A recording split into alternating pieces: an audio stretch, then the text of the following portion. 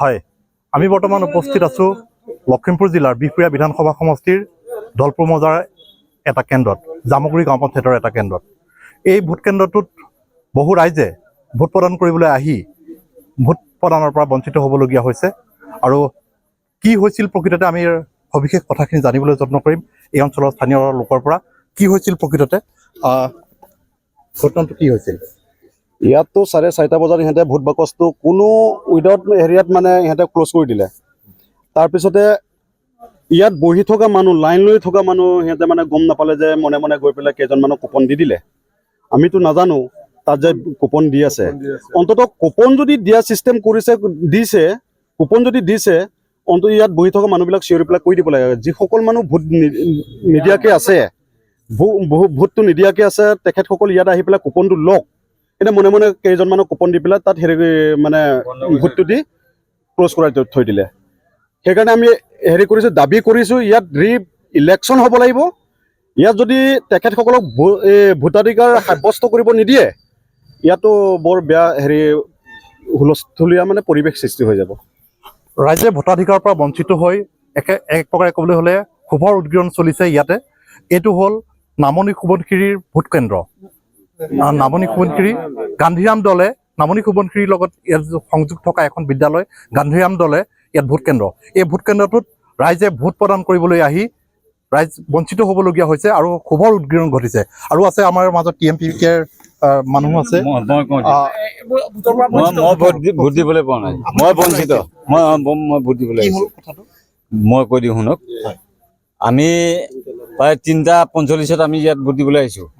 তাৰপিছত আমাক বাহিৰৰ পৰা টিকেট দিলে, বাহিৰৰ টিকেটটো মতে তেখেতলোকে ভোট দিবলৈ নিদিয়ে। আমি ভিতৰৰ টিকেটটো আমি নাপালোঁ।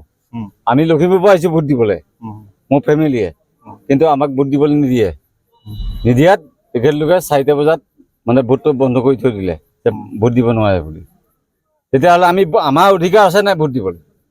ভাৰতীয় নাগৰিক আমাকতো ভোটটো দিয়াব লাগিব। কি বিচাৰে ৰাইজে, কি বিচাৰে? ৰাইজে কি বিচাৰিম আৰু পুনৰ আকৌ পুলিং বিচাৰোঁ আমি। প্ৰথম কথা হ'ল ৰাতিপুৱাতে আমি আহি কিনি যেতিয়া যি টাইমৰ পৰা বুকিং আৰম্ভ হ'ব লাগিছিলে, সেই টাইমৰ 7:30 পৰা হ'বলগীয়াটো 7:40 পৰা আৰম্ভ হৈছে। তেতিয়া আমি কমপ্লেইন কৰিছিলোঁ। তেতিয়া কৈছিলে তেওঁলোকে বোলে কালি 12টা বজালৈকে আমি ভোট দি থাকিব পৰাকে ব্যৱস্থা কৰিম বুলি কৈছিলে।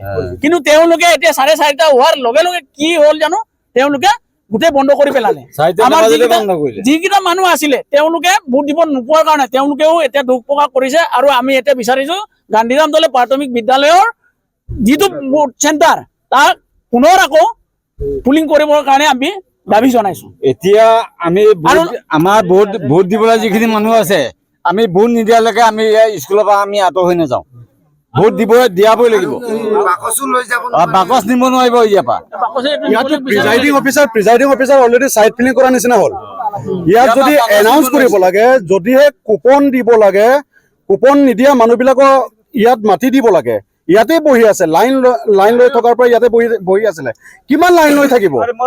তাৰপিছত ইয়াত বহি থকা মানুহবিলাক ইয়াত নুশুনিলে, কোনো মানুহ নুশুনিলে। ইয়াতো অন্ততঃ 15, 16, 17জন মানুহ ইয়াত থাকি গ'ল। এইসকল মানুহক কি কৰিব লাগিব? তেখেতসকলক ভাৰতীয় নাগৰিকত্বৰ পৰা বঞ্চিত কৰিব লাগিব নেকি? অতি শীঘ্ৰে অসম চৰকাৰক আমি দাবী জনাইছোঁ, আমাৰ স্থানীয় বিধায়ক মহোদয়কো আমি দাবী জনাইছোঁ, অতি শীঘ্ৰে তেখেতসকলক মানে ভোট দিয়া ব্যৱস্থাটো কৰিবই লাগিব। নহ'লে ইয়াত বহুত হুলস্থুলীয়া পৰিৱেশ হৈ যাব। ইয়াত এক প্ৰকাৰে ক'বলৈ হ'লে এই অঞ্চলটো জামুগুৰি অঞ্চল গাঁও পঞ্চায়ত এলেকাৰ যি এই ভোট কেন্দ্ৰ গান্ধীৰাম দলে প্ৰাথমিক বিদ্যালয়ৰ ভোট কেন্দ্ৰ, এই ভোট কেন্দ্ৰত এক অপ্ৰীতিকৰ পৰিৱেশ সৃষ্টি হ'বলৈ হোৱা বুলি অনুমান কৰিব পাৰি। আৰু ভোটাধিকাৰ সাব্যস্ত কৰিবলৈ আহি তেওঁলোক বঞ্চিত হৈ ক্ষোভৰ উদ্গীৰণ ঘটিছে। সঁচাকৈ নিশ্চিতভাৱে কোনে ক'ত ভোট দিয়ে, কোন দলত ভোট দিয়ে সেইটো ডাঙৰ কথা নহয়। সেইটো এটা তেওঁলোকৰ ব্যক্তিগত তেওঁলোকৰ স্বতন্ত্ৰ অধিকাৰ, গণতন্ত্ৰৰ এটা অধিকাৰ। কিন্তু প্ৰকৃতত ভোট দিবলৈ নাপায় তেওঁলোকে ক্ষোভৰ উদ্গীৰণ ঘটিছে। যিকোনো খবৰৰ বাবে যোগাযোগ কৰক 7099017330 লগতে 7099017110 নম্বৰত।